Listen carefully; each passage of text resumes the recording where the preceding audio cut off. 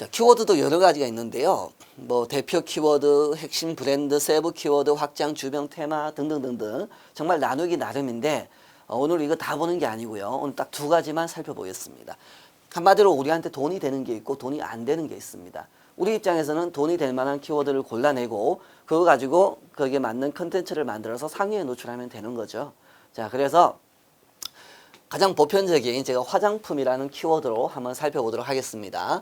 화장품이라고 검색하면 사람들이 많이 검색했던 키워드가 쭉 나오는데 이런 거죠. 예를 들면 저 키워드를 얻기 위해서 우리가 돈, 시간, 노력을 드립니다.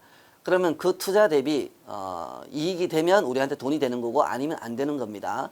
자, 한마디로 예상을 해보겠습니다. 화장품이라는 키워드는 돈이 될까요? 안 될까요? 자, 이 키워드는 돈이 안 된다라고 생각하실 거예요. 왜냐하면 범위가 너무 넓거든요.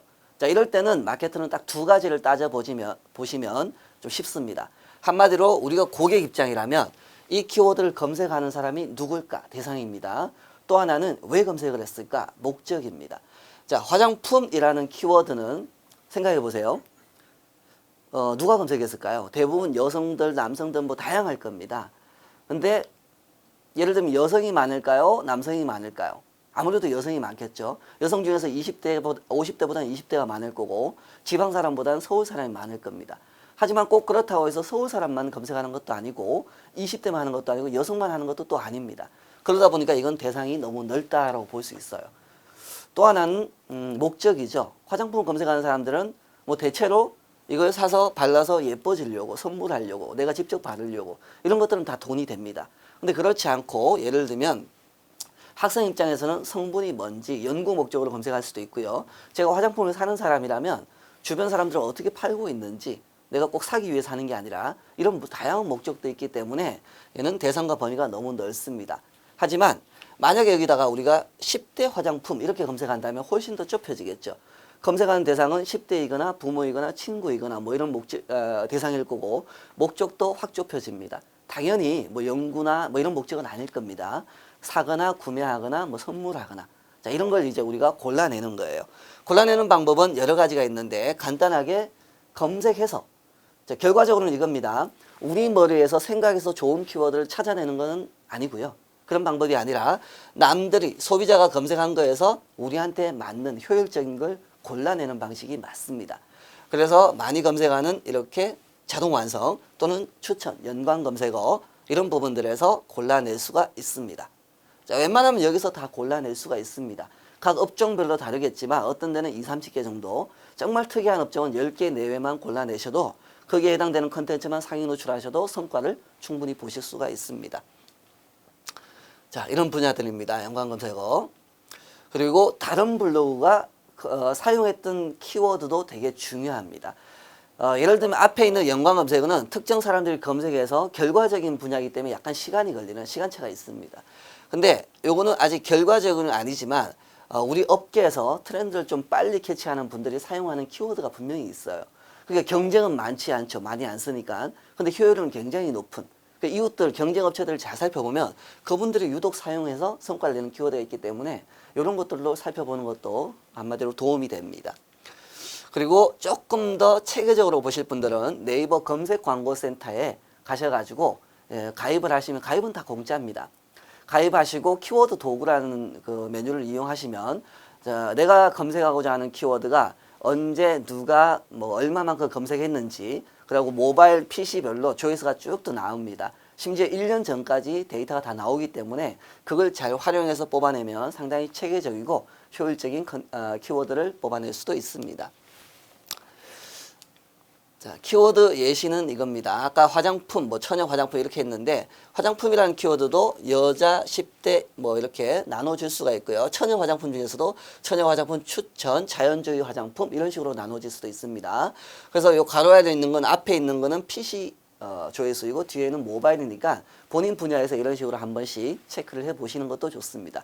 여기서 우리 블로그 상태에 따라서 너무 센 키워드는 지금부터는 노출이 안 되겠죠. 약한 것부터 하나씩 이렇게 노출을 해 나가시면 효율적으로 도움이 될 겁니다. 자, 이걸 조금 더 확장을 해 보겠습니다. 좀 익숙한 분들은 이렇게 확장해 보는 것도 하나의 방법입니다. 우선 타겟별로 성별, 연령, 신분별로도 확장이 가능합니다. 예를 들면 화장품은 성별은 남성, 여성, 남자, 여자 이렇게도 가능하고요. 연령 확장은 10대, 20대, 30대. 신분은 청소년, 엄마, 아기 화장품. 몇 년 전에 엄마 화장품이 히트치고 또 몇 년 전에 아기 화장품이 히트친 적이 있거든요. 그럴 때 빨리 캐치한 사람들은 이거 가지고 컨텐츠를 만들어서 어떤 성과를 냈겠죠. 그다음에 지역별로도 구분이 가능합니다. 시군, 구. 예를 들면 맛집 같은 경우에 어디 뭐 서울 맛집, 무슨 구 맛집 이렇게 하기도 하지만 무슨 고속터미널 입구역 맛집, 뭐 역삼역 3번 출구 맛집 뭐 이런 식으로도 얼마든지 디테일하게 확장이 가능합니다. 그만큼 고객들이 많이 검색을 관심사를 둔다는 거죠. 그 다음에 키워드 확장에 구매 연관 키워드가 있는데 무슨 쇼핑몰, 뭐 추천, 무슨 사이트, 저렴한 곳 이런 키워드가 있고요. 그 다음에 수량 및 단위도 있습니다. 상당히 효율적인 키워드 중에 하나인데 주로 이제 뭐 제품이나 어떤 농산물 이런 데도 많이 적용이 되는데요. 뭐 사과, 배, 딸기 이런 거보다는 사과 한 박스, 사과 10kg 이런 식으로 사과 선물 세트 이렇게 검색하는 것도 많이 합니다. 자, 어떤 문제 현상입니다. 이거는 직접적인 어떤 구매 효과보다는 잠재 타겟 고객들을 모을 때 하지만 조금 더 업종 따라 좀 다를 수 있는데요. 어차피 우리가 비즈니스 하는 목적이 누군가의 어떤 문제, 어떤 힘든 점, 곤란한 점을 해결해 주는 게 비즈니스라면 이거 키워드도 마찬가지거든요. 그 사람들의 소비자의 문제가 반드시 있습니다. 그 문제는 구매욕이 강하기 때문에 그런 키워드를 잘 발굴해서 노출하면 역시나 구매 전환 성과로 이어질 확률이 높습니다. 그 다음에 제품이나 이제 서비스의 용도인데요. 뭐 시부모님 선물, 효도 선물, 그 다음에 뭐 상견례 이런 부분들은 요거는 앞서 키워드하고 조금 다른 특징을 가지고 있습니다. 특히 이런 키워드는 가격 비교 대상이 아닙니다. 누군가한테 선물할 때, 특히 중요한 분들한테 선물할 때 뭐 상견례 자리를 찾는다든가 이럴 때는 가격의 문제가 아니라 정말 신뢰할 수 있는 좋은 자리를 이렇게 이제 선물하죠. 추천하죠. 그렇기 때문에 특히나 컨텐츠에 글에 더욱 신경을 써가지고 만들어 주시는 게 효과가 좋습니다. 자, 유행어나 줄임말, 파운데이션, 인생템, 인생파데 뭐 이런 것들이 있고요. 오타, 특히 외래어 같은 경우도 있죠. 시즌이나 트렌드, 기념일 키워드들이 있습니다. 자, 키워드를 정리해 보겠습니다. 키워드는 주로 제목, 본문, 태그에 이제 일단 앞에서 효율적인 걸 뽑아내셔가지고 제목, 본문, 태그에 활용하시고요. 두세 개 키워드를 조합해서 하는 게 좋고 경쟁이 낮은 것부터 이렇게 해 나가시는 게 좋습니다. 자, 예를 들면 이제 나쁜 예, 좋은 예가 있으니까 이런 부분들을 한번 참고해서 글을 한번 써보시길 바랍니다. 자, 마지막으로 이웃 관리에 대해서 한번 살펴보겠습니다.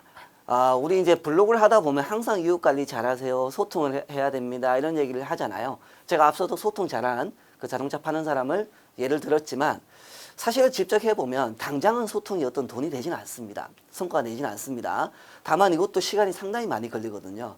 그래서 이게 지속적으로 이어졌을 때 억지로 서로 이웃 맺어주고 뭐 이렇게 공감 눌러주고 이건 아무 의미가 없습니다. 제대로 된 이웃은 정말 내 컨텐츠가 좋아서 그 컨텐츠를 보고 이 사람은 이웃 맺은 사람들은 오랫동안 갑니다. 그리고 네이버의 특성인데요. 그 이웃들을 나중에 매주 메일링 서비스를 해줄 수 있습니다. 네이버 메일에 가시면 이웃들의 메일이 따로 이렇게 저장되어 있습니다. 그걸 불러와서 매주 그러니까 서로 그냥 서로 이웃 맺어주자라는 사람들은 그렇게 메일링을 해도 효과가 없겠죠. 다만 내 컨텐츠를 좋아서 이렇게 꾸준하게 실제로 이웃된 사람들 그런 분들을 이렇게 주로 발굴하고 확보해 나가시면 충분히 검색 지수는 물론이고 이웃 관리를 통해서도 메일링을 통해서 직접적인 효과를 얻어낼 수도 있습니다.